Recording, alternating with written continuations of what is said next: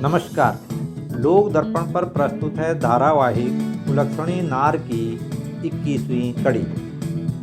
अभी तक आपने धारावाहिक की 20 कड़ियाँ देखी। आशा है कि आपको यह कहानी पसंद आ रही होगी।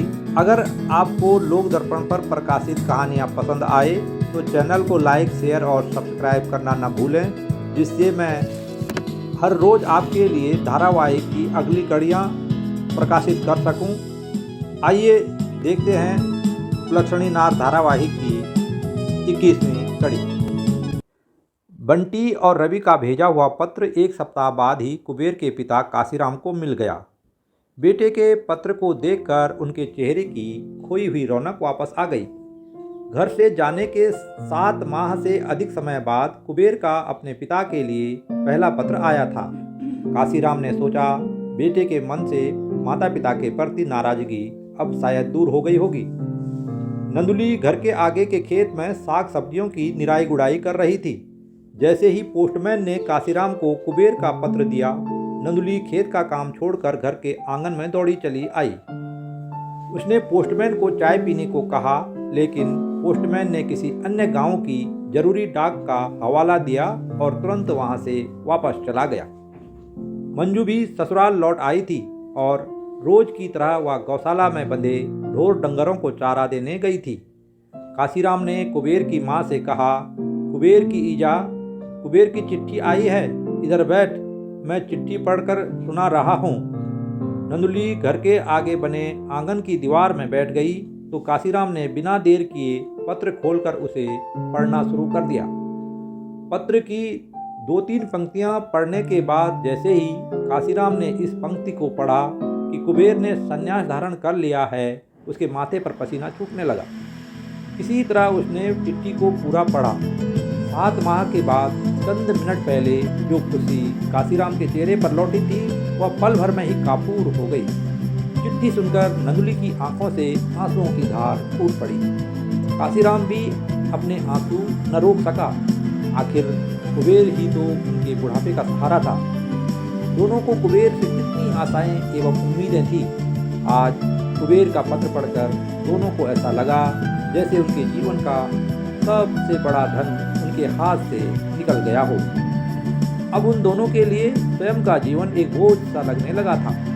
काशीराम और नंदुली असहाय बनकर एक दूसरे के आंखों से बह रही आंसू की धार को देख रहे थे। ऐसा लग रहा था मानो दोनों की आंखें आंसू बहाने की होड़ कर रहे हों।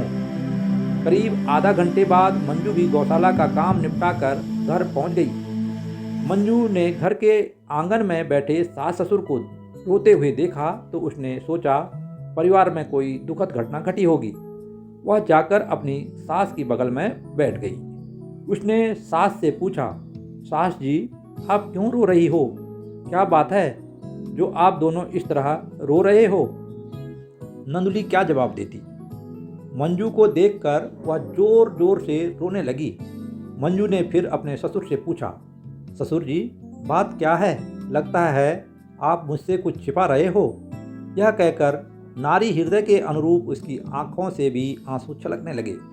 काशीराम की समझ में यह नहीं आ रहा था कि जवान बहू को कैसे बताए कि उसका पति अब सन्यासी हो गया है। वह सोच रहा था कि आखिर यह भी तो कुबेर के साथ 7 फेरे लेकर इस घर में आई है। कुबेर हमारा बेटा है, लेकिन अब तो कुबेर पर हमसे अधिक इसका अधिकार था। इसको अपनी जिंदगी उसके साथ ही काटनी थी। अब इस बेचारी का क्या होगा?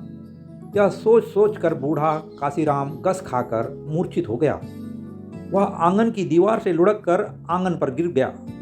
पहले से ही दुखी नंदुली भी काशीराम को मूर्छित होते देख खुद भी मूर्छित हो गई। यह देखकर मंजू का दिल किसी बड़े हादसे की आशंका में जोर जोर से धड़कने लगा। उसे कुबेर के पत्र की याद आ गई।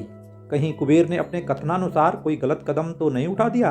यह सोचकर उसे भी ऐसा लग रहा था जैसे उसके हाथ पैर भी उसे धोखा देने लगे हों। फिर भी उसने अपने आप को संभालते हुए थोड़ी हिम्मत की। उनके घर से करीब 200 मीटर की दूरी पर आनंदी का घर था। वह बदहवास भागती हुई आनंदी के घर पहुंची। उसने किसी तरह आनंदी को अपने सास ससुर के मूर्छित होने की बात बताई। आनंदी ने मंजू को पानी पिलाया और धैर्य रखने को कहा। आनंदी ने मंजू को यह भी समझाया कि अब जो कुछ भी हुआ हो, बुजुर्ग सास ससुर के आगे तुझे अपना धैर्य बनाए रखना है। इसके बाद आनंदी अपने बच्चों को साथ लेकर भागते हुए मंजू के साथ उसके घर पहुंच गई। आनंदी ने देखा कि काशीराम एवं नंदुली बेहोश होकर आंगन में गिरे हुए हैं।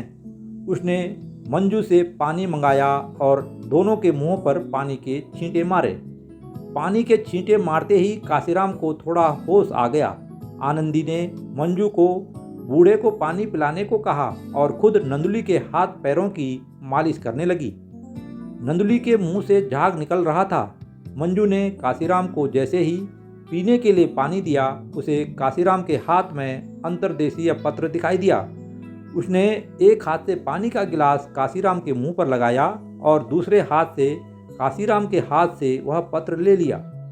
काशीराम ने 2 घूंट पानी पिया और फिर उसकी नज़र नंदुली पर पड़ी। वह हड़बड़ाते हुए नंदुली के पास पहुंचा और उसके सिर को अपनी गोद में रखकर उसे आवाज़ लगाने लगा। आनंदी द्वारा थोड़ी देर तक नंदुली की मालिश करने के बाद उसे भी होश आ गया। आनंदी ने मंजू को पानी लाने को कहा। मंजू ने अब तक कुबेर की चिट्ठी पढ़ ली थी। चिट्ठी में कुबेर ने सन्यासी बनने की वही बात लिखी थी जो 6 माह पूर्व उसने चेतावनी के साथ मंजू के पत्र में लिखी थी। उसने स्वयं को संभालते हुए सास को भी पानी पिलाया।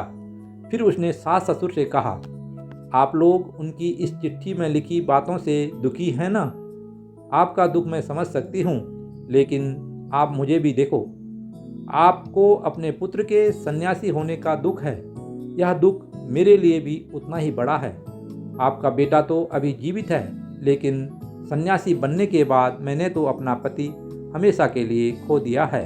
इसलिए आप दोनों लोग अपने आप को संभालो। आनंदी की समझ में अभी भी कुछ नहीं आ रहा था कि मंजू क्या कह रही है। उसने मंजू से पूछा, क्या हुआ? तेरे हाथ में ये किसकी चिट्ठी है? मंजू ने अब रोते रोते आनंदी को सारी बात बता दी। यह सुनकर मंजू के साथ आनंदी और उन्हें देखकर आनंदी के बच्चे भी रोने लगे। काशीराम ने नंदुली को समझाते हुए कहा, कुबेर की ईजा बहू सही कह रही है। उस बेचारी की तो जिंदगी ही बेकार कर दी कुबेर ने। उसे जोगी बनना था तो शादी से पहले ही बन जाता। कम से कम हमें इस बेचारी का पाप तो न चढ़ता। अब तो जो होना था हो चुका। उसका और हमारा साथ यहीं तक का था। भगवान की यही इच्छा रही होगी। हमारी किस्मत में पोते पोतियों का सुख न रहा होगा। यह कहकर रोकते रोकते भी काशीराम के नेत्रों से आंसुओं की धार बहने लगी। ये थी धारावाहिक कुलक्षणी नार की 21वीं कड़ी। आपको कहानी कैसे लगी कमेंट में अवश्य लिखें और चैनल को लाइक, शेयर और सब्सक्राइब करना न भूलें। धन्यवाद।